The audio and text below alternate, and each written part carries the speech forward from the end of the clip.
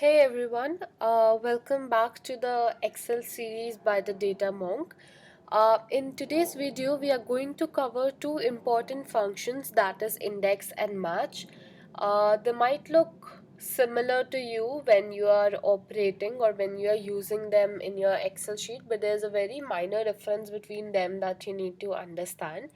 So we are going to understand both of these functions with the help of an example. So let's jump into our Excel workbook.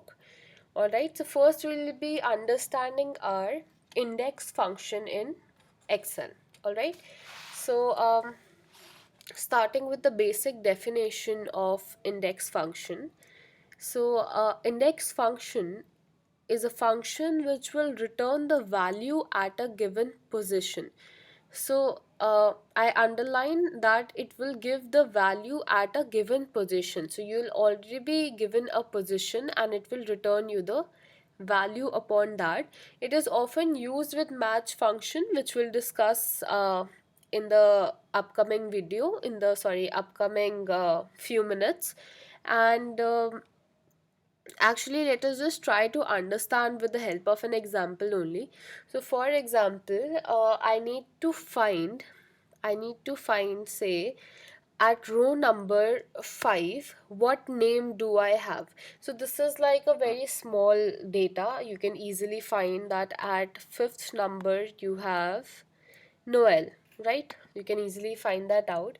But for example, if you're given a huge data and you just need to find out that what name, what employee do we have at row number 5, for that you can use the index function. Okay, so what you're going to do is we'll write the function index. All right, you'll select this. Now if you see, it has array, row number, and column number is optional. I'll show you how you can use column number also. So first it is asking me to select the array. So I want to find the names. So I'll select this array. I have selected this array B1232 to B133, comma, it is asking me to select the row number that I'm looking for. So my row number is 5 and I have stored that in this cell, that is D138, and I'll then close this bracket and enter. So if you see, I got the name Noel. So if I keep on changing the row number, for example, if I write 4 here, you'll see I got John. Similarly, we can do this for any of the values. So you can easily find out with the help of a index number or a row number that is given, you can easily find out the given data, or in this case we are finding out the names. So this was actually for 1D. Now what if consider that you need to find who is the manager, say, for that matter. Okay, we are given a position, say I need to find out the manager. So what we'll do is, I'll write position because I'm looking for that position. Then I need to give row number because here we are dealing with 2D. So I need to give row number and column number also. So I'll just write some random row number and column number, and we'll see what position do we get at those particular row numbers and column numbers. So say I'm writing row number 4 and I am writing column number also as my 4. So obviously remember that, don't take column number which is beyond the table. If you see 1 2 3 and 4 and 5, so we have 5 columns and I have chosen the 4th column number. Alright, so I need to see that at row number 4 and column number 4, what is the position. So I am going to use my index function again. I'll write index. I'll select my array. In this case, we are going to select our entire table.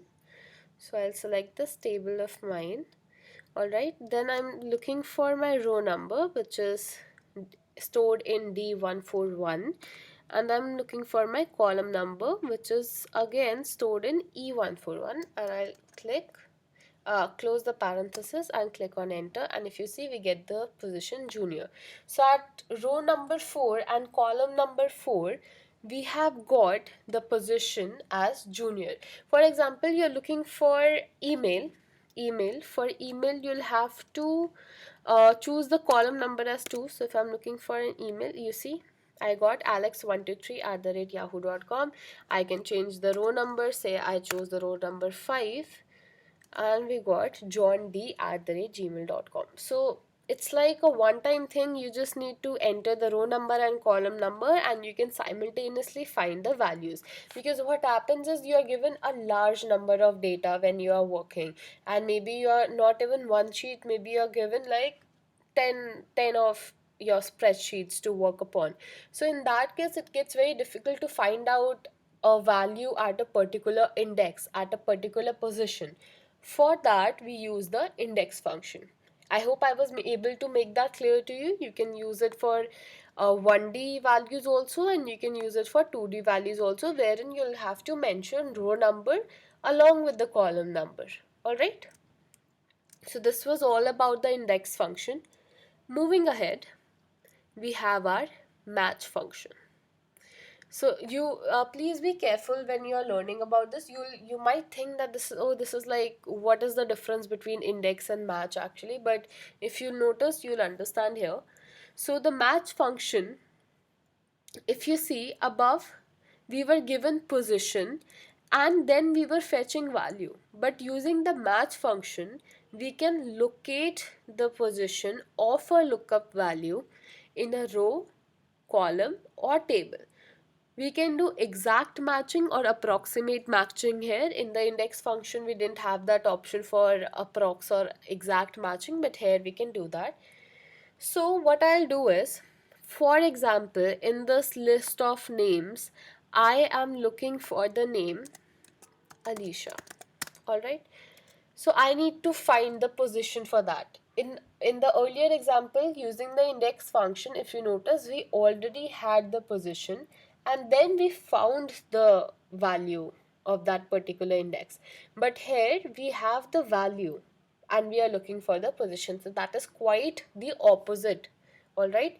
So for that, to get the position for Alicia, what I'll do is I'll write my match function. So now if you notice the parameters, first it is asking me for the lookup value, the value what I'm looking for, which is stored in this particular block. So I'll just select that C155. After that, we have to select our lookup array. So this is my array. This is what I'm looking for. So I've selected A1542, A164. And the last it is asking me for, as I mentioned, you can do approximate matching also and you can do exact matching also.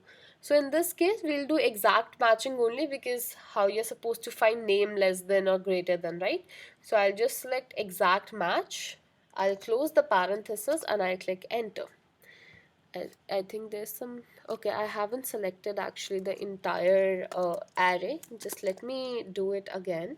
So if I select this, comma, then I'm selecting my entire array, alright, and then I'm choosing exact match and it. Okay, I think there is some problem that we are facing. Let us try to change the name. Say I'm looking for the name Sarah. Okay. Oh, now that we got the position, I think that it was just a delay. It was just a delay. Uh, so I'll just do that again. We got the value match. I'll select the name, the lookup value. Then I'll select my lookup array. I'll select my lookup array and then I'll choose my match type. Close. Yeah, I got the value 2. So Sarah is at position 2 and I got that value. So this is how you can use the match function. Here you will be given the name, here you will be given the lookup value and you just need to find the position. In that case you will use the match function. In the case where the position is given to you and you need to look up for a particular value, you'll use the index function. I hope I was able to and make you understand the difference between both of these functions. And that is it for the video. Here we have discussed about match and index function, and in the upcoming videos we'll be discussing about more of important Excel functions. So stay tuned. Have a good day.